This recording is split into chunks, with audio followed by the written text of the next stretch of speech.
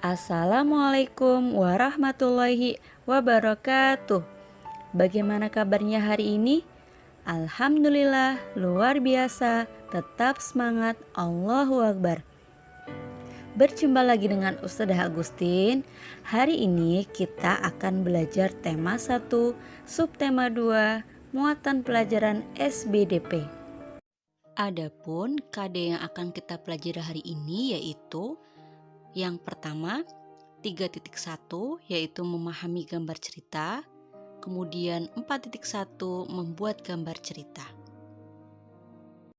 Dan materi yang akan kita pelajari hari ini adalah yang pertama pengertian dari sampul buku, kedua bagian-bagian sampul buku, ketiga ciri-ciri atau unsur-unsur sampul buku, selanjutnya gambar sampul buku, dan terakhir kriteria dari gambar sampul buku. Untuk memahami materi lebih lanjut, mari kita simak video pembelajarannya. Baiklah anak-anak, sebelum kita masuk ke materi tentang sampul buku, yuk kita simak penjelasan tentang buku. Nah, buku adalah kumpulan kertas yang berisi tulisan dan atau gambar yang dijilid menjadi satu. Buku sendiri bisa kita bagi menjadi dua bagian. Yang pertama adalah bagian luar. Nah, pada bagian luar ini terdiri dari sampul buku. Kemudian bagian dalam yang terdiri dari isi buku itu sendiri. Ketika kita membaca buku, maka kita akan melihat adanya sebuah gambar cerita dengan beberapa tulisan di bagian buku tersebut.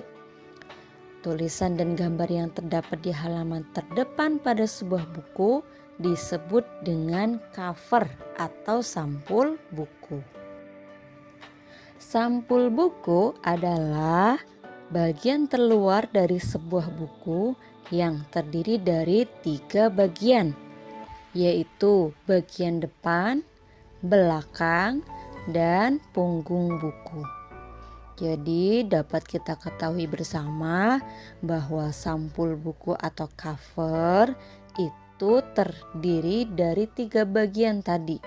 Yang pertama yaitu bagian depan, bagian punggung buku, kemudian yang terakhir bagian belakang buku. Yang pertama kita akan bahas dari bagian depan sampul buku. Nah, pada bagian depan sampul buku ini terdiri dari beberapa konten atau isi. Yang pertama yaitu ada judul buku, kemudian nama penulis, selanjutnya nama penerbit, dan gambar yang mewakili isi buku itu. Nah, pada bagian depan sampul buku ini, hal yang terpenting adalah judul. Karena judul ini menggambarkan sekilas dari isi keseluruhan buku. Yang kedua adalah bagian punggung buku. Nah, pada bagian punggung buku ini terdiri dari judul buku, nama penulis, dan logo penerbit. Dan terakhir, pada bagian sampul buku adalah bagian belakang. Pada bagian belakang ini terdiri dari sinopsis, kemudian ISBN. Nah, ISBN ini menunjukkan bahwa buku tersebut dapat digunakan secara umum atau secara komersial. Kemudian yang terakhir ada identitas penerbit. Nah, pada sampul buku bagian belakang ini hal yang terpenting di sini adalah sinopsis. Karena sinopsis merupakan ulasan buku. Jadi dengan kita melihat sinopsisnya, maka kita sebagai pembaca langsung mengetahui isi buku secara keseluruhan. Selanjutnya, kita juga harus mengetahui unsur penting dalam pembuatan cover belakang buku, yaitu yang pertama, cover harus memenuhi unsur penulisan judul buku. Ukuran dan peletakan judulnya harus menonjol, sehingga menjadi perhatian. Yang kedua, unsur yang tidak boleh terlewatkan adalah penulisan nama pengarang atau penulis. Umumnya, penulisan nama penulis diletakkan juga di bagian cover. Terkait penulisannya, ada yang menuliskan nama penanya saja, ada pula yang menuliskan nama lengkap beserta gelar dan jabatannya. Nah, yang ini sebenarnya juga tergantung dari keputusan masing-masing penulis. Yang ketiga, penerbit yang menerbitkan buku juga dituliskan di sini. Biasanya ditulis di bagian bawah dengan ukuran yang lebih kecil.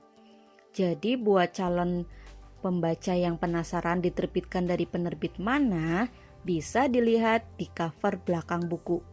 Ada pula yang ada di bagian cover depan.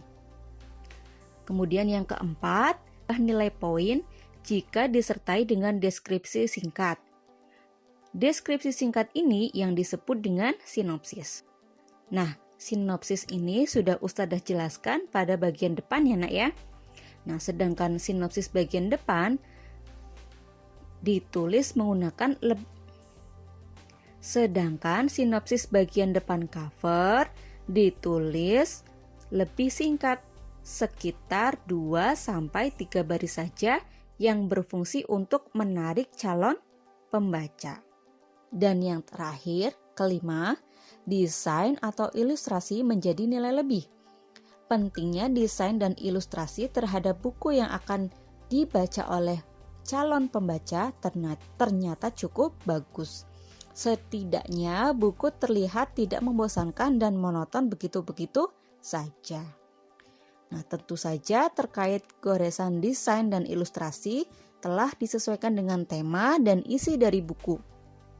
Sehingga dijamin buku akan lebih colorful atau lebih menarik lagi. Dari ulasan tersebut dapat kita lihat bahwa hanya dari keberadaan cover belakang saja mampu mempengaruhi banyak hal. Jadi, cover belakang buku tidak sekedar menampilkan secara visual warna buku dan ilustrasi buku saja, tetapi juga dapat digunakan sebagai ajang promosi persuasi bagi calon pembaca. Jadi dapat disimpulkan bahwa yang dikemas dengan sinopsis buku jauh lebih efektif karena bisa membantu calon pembeli atau calon pembaca memberikan gambaran dan konflik dari buku yang hendak akan mereka baca. Setidaknya lewat sinopsis di bagian belakang menghemat waktu calon pembeli menjajaki secara cepat buku yang hendak dibacanya, sekaligus menentukan apakah akan membeli buku tersebut atau tidak. Kemudian anak-anak, cover atau sampul buku yang baik itu dapat menarik perhatian pembaca agar mau membaca isi bukunya.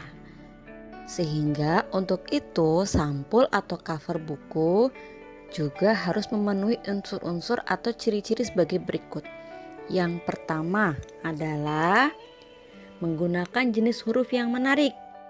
Kemudian yang kedua, pastikan warna sampul dengan warna huruf kontras, tidak senada artinya ya.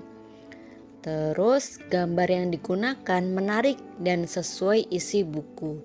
Jadi gambarnya harus menyesuaikan isi bukunya. Kemudian menyertakan sinopsis karena sebagai ulasan bukunya. Terus ada judul, nama pengarang dan penerbit. Jika kita perhatikan bersama, pada sebuah sampul atau cover buku terdapat sebuah gambar. Nah, gambar pada sampul atau cover buku ini pada dasarnya merupakan salah satu jenis gambar ilustrasi. Pada pembelajaran sebelumnya, kita sudah mengetahui bersama bahwa gambar ilustrasi merupakan salah satu contoh dari gambar cerita. Fungsinya untuk memperjelas, memperkuat, memperindah, memperkaya atau menerangkan sebuah cerita. Dalam hal ini menerangkan sebuah buku. Nah, dalam membuat gambar pada sampul atau cover buku, kita harus memperhatikan isi dan karakternya dengan cara agar penampilannya lebih menarik dan dapat menggambarkan isi dari buku tersebut.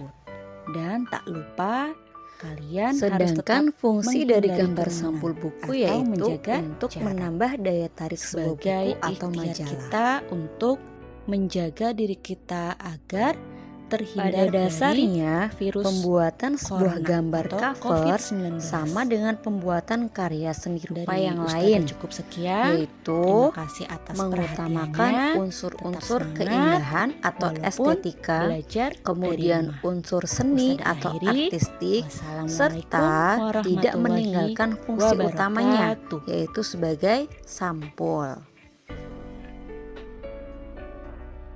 Ada beberapa cara untuk menentukan gambar ilustrasi pada cover supaya sesuai dan bisa menggambarkan isi bukunya. Yaitu yang pertama, pembuat gambar atau desainer harus membaca dulu isi bukunya dan kemudian bisa mengambil kesimpulan gambar atau ilustrasi yang akan digunakan di cover atau sampel buku tersebut. Dan yang kedua, harus diskusi dengan penulis atau editor perihal yang akan dimunculkan di cover supaya bisa menggambarkan isi buku. Jadi pemilihan gambar cover atau gambar sampul itu tidak mudah, harus menyesuaikan keindahan, harus menyesuaikan dengan seni dan tidak meninggalkan fungsinya sebagai cover, sebagai sampul untuk mewakili isi bukunya. Dan terakhir, Ustazah berikan contoh sampul atau cover buku. Jadi dengan melihat contohnya secara langsung, kita semua bisa mengetahui bagian-bagiannya. Yang pertama ada bagian depan. Di bagian depan kita bisa melihat ada judul dari buku tersebut, kemudian ada gambar, kemudian ada penerbit, dan juga ada nama pengarangnya. Selanjutnya di bagian punggung yang kedua ada nama pengarangnya, ada judul bukunya, dan ada logo penerbit. Dan yang terakhir di bagian belakang kita bisa melihat juga ada sinopsisnya, kemudian ada identitas penerbit, dan ada ISBN. Jadi menunjukkan bahwa buku tersebut dapat digunakan secara komersial. Seperti itu ya anak-anak. Kita hari ini sudah belajar bersama tentang sampul atau cover buku. Demikianlah pembelajaran kita hari ini. Semoga dengan kita menyimak tayangan video tadi, kita dapat mengetahui tentang sampul dan sebagainya.